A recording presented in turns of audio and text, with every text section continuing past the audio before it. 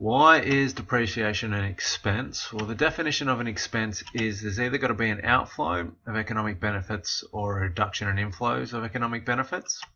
It has to either decrease assets or increase liabilities, with the ultimate effect of decreasing owner's equity. So looking at an example, assuming we had depreciation of $2,000 for a car this period, we'd have two ledgers. We'd have a ledger for depreciation as an expense, and that would go up as a debit. On the credit side, we've created a ledger called accumulated depreciation, and that's a negative asset, and we would credit that account. So we have one debit matching with one credit. So now to relate that to the definition of an expense, depreciation meets those three characteristics or traits because firstly, there's been an outflow of economic benefits. What we'll do is we'll change the wording a little bit and say there's been a consumption or usage of economic benefits, which is the same thing as saying there's been an outflow. And in this case, it's because the asset, which is a vehicle, has been used or driven this period. So usage of an asset or a non-current asset represents the outflow of economic benefits. Secondly, there'll be a decrease in assets. So whilst the car asset itself doesn't go down, the accumulated depreciation account, which is a negative asset, will have the same effect of reducing total assets overall.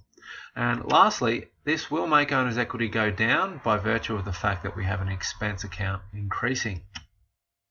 So to compare depreciation to a common expense, say wages paid, and to see why it is an expense, we look at the first characteristic or trait, which was for wages paid, there was a consumption or usage of economic benefits, and this is the same with depreciation. Both of them represent an outflow or consumption of economic benefits.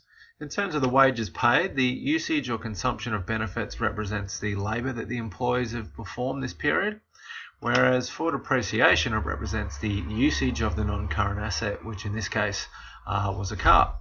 Secondly, wages paid represent a decrease in assets. In this case, the cash at bank asset would decrease.